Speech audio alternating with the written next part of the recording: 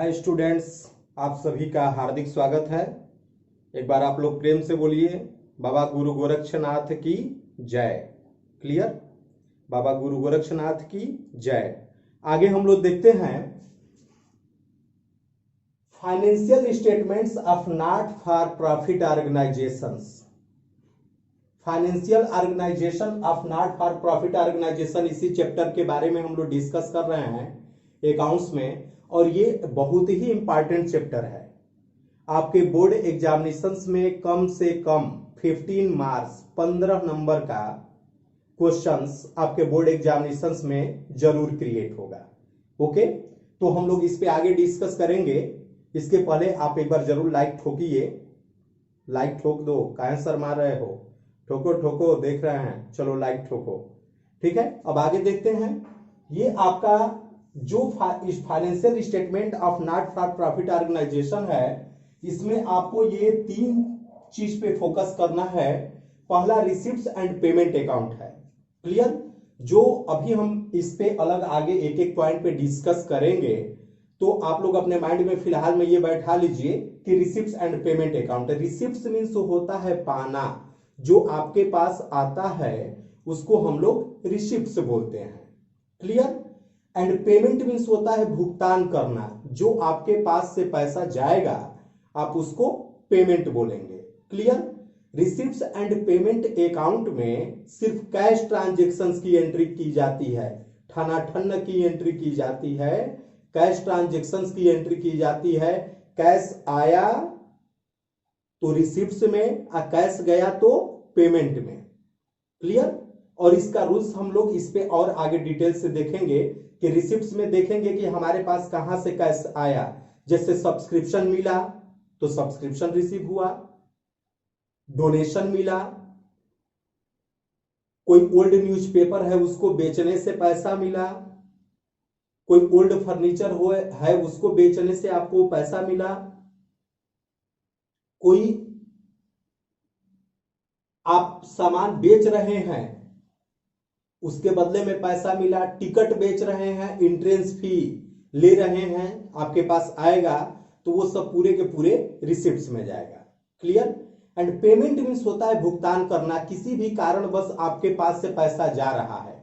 जैसे वेजेज आपने पेमेंट किया तो पैसा गया, सैलरी आपने पेमेंट किया, आपने कोई सामान को परचेज किया, फर्नीचर परचेज किया, या कोई बिल्डिंग परचेज किया, या कोई मशीनरी परचेज किया, या स्टेशनरी परचेज किया, या आप पोस्टेज एंड कोरियर चार्जेस दे रहे हैं, तो ये किसी भी कारण बस से जब आपके पास से पैसा जा रहा है तो वो पेमेंट में होगा, और आ रहा है पैसा तो रिसिप्ट्स में होगा। क्लियर? अब हम लोग इससे जो आपका रिसिप्ट्स एंड पेमेंट अकाउंट होता है, इस अकाउंट का जो नेचर होता है वो रियल अकाउंट का है। कौन सा अकाउंट में रिसिप्ट्स एंड पेमेंट अकाउंट आएगा? Real account. उसको हम लोग हिंदी में वास्तविक खाता या संपत्ति खाता भी बोलते हैं। Receipts and payment account real account में शामिल किया जाता है। And receipts and payment account से आपका मात्र कैश बैलेंस का पता चलता है कि आपके पास कैश बैलेंस क्या है, या बैंक बैलेंस क्या है, या बैंक ओवरड्राफ्ट क्या है। इसकी जानकारी आपको रिसिप्ट्स एंड पेमेंट अकाउंट से पता चलता है। क्लियर? ये आपके बिजनेस का प्रॉफिट एंड लॉस इससे नहीं पता चलेगा। कितना पैसा आया, कितना गया, कितना बचा, उसका पता चलेगा। इसमें चाहे कैश बैलेंस आपको मिले, चाहे आपका बैंक बैलेंस का पता चले, या बैंक का अगर ओवरड्राफ्ट बैलेंस है तो उसकी जानकारी भी प्राप्त हो सकती है। क्लियर? अब देखते हैं इनकम एंड एक्सपेंडिचर अकाउंट। दूसरा अकाउंट आपको जो बनाना है वो इनकम एंड एक्सपेंडिचर अकाउंट है। यही आपके बिजनेस का प्रॉफिट एंड लॉस को शो करेगा। ओके ना? ये आपके बिजनेस के प्रॉफिट एंड लॉस को शो करेगा इनकम एंड एक्सपेंडिचर अकाउंट। तो इनकम एंड एक्सपेंडिचर अकाउंट की जो एक अलग से टॉपिक आएगी उस पर हम लोग इसको डिस्कस करेंगे। ओके, लेकिन फिलहाल में आपको मेरे भाई बता दें कि इनकम एंड एक्सपेंडिचर अकाउंट से ही आपके बिजनेस के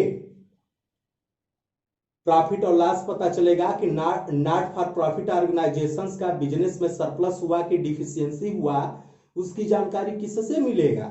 इनकम एंड एक्सपेंडिचर अकाउंट से मिलेगा। बात समझे? तो इनकम एंड एक्सपेंडिचर अकाउंट में सिर्फ और सिर्फ जो करेंट ईयर से रिलेटेड आइटम रहता है उसको शो किया जाता है। क्लियर? इसमें जो है कि एडजस्टमेंट की एंट्री भी की जाती है।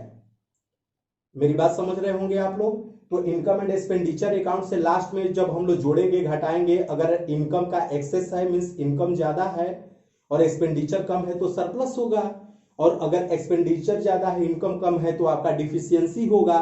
सरप्लस होगा तो कैपिटल फंड में बैलेंस शीट बनाते समय ऐड हो जाएगा, और डिफिशियंसी रहेगा तो लेस हो जाएगा, अलग हो जाएगा। क्लियर? अब इसके बाद हम लोगों को एक अलग से बनाना है, वो है बैलेंस शीट। ये आपके बिजनेस की फाइनेंशियल पोजीशन को शो करता है, ये बैलेंस शीट से ही आपको जानकारी मिलेगी। क्लियर? बैलेंस शीट में आपको पता है कि लायबिलिटीज और एसेट साइड होता है, और बैलेंस शीट का लायबिलिटीज और एसेट साइड दोनों आपस में क्या हो जाता है? इक्वल हो जाता है, बराबर हो जाता है। क्लियर मेरे भाई? तो बैलेंस शीट का अगर दोनों साइड का टोटल अगर मिल जाता है तो हम मान के चलते हैं कि हमारा क्वेश्चन सही हो गया है। तो हम लोग बैलेंस शीट से अपने बिजनेस की फाइनेंशियल पोजीशन का पता करते हैं। क्लियर?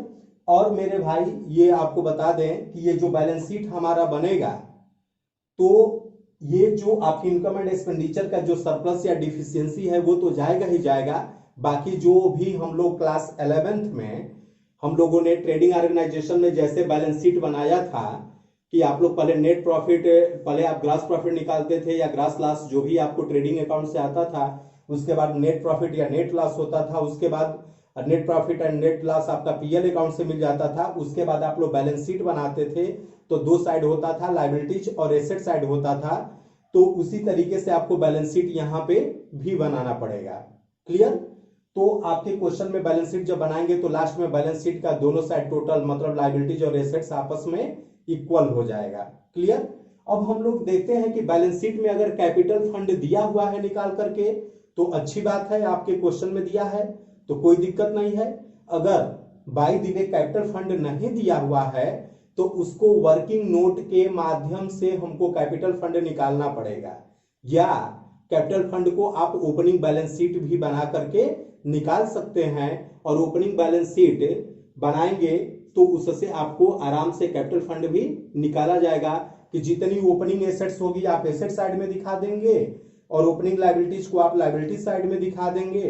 अब एसेट्स में से लायबिलिटीज को घटा देंगे तो जो भी आपके डिफरेंस की अमाउंट आएगी वो कैपिटल फंड होगा, और वो कैपिटल फंड आपके फाइनल बैलेंस शीट में चली जाएगी, और वहां पर आपका कैपिटल फंड में प्रॉफिट होगा मींस सरप्लस होगा तो ऐड होगा, डिफिशियंसी या डिफिसिट होगा तो लेस हो जाएगा। तो बहुत ज्यादा घबराने की बात नहीं है, आसान है, बहुत ही आसान है। लेकिन एक चीज आप ध्यान में रखिए कि आप हर एक पॉइंट को, हर एक टॉपिक को देखते चलेंगे, लर्न करते चले जाएंगे। अगर आपको कहीं थोड़ा सा भी डाउट हो तो आप वहां पे जरूर कमेंट करिएगा, उसका सॉल्यूशन भी आपको प्रोवाइड की जाएगी। Okay, thank you, this topic is completed. आपका इसमें मेन 3 अकाउंट्स, आपके मेन तो 2 ही अकाउंट्स है, ये दोनों तो ये अकाउंट में शामिल किए जाते हैं। क्लियर? लेकिन एक अलग जो स्टेटमेंट बनता है जिसको हम लोग बैलेंस शीट बोलते हैं, ये अकाउंट है, ये अकाउंट है, और ये एक स्टेटमेंट है जिसको हम लोग बैलेंस शीट बोलते हैं।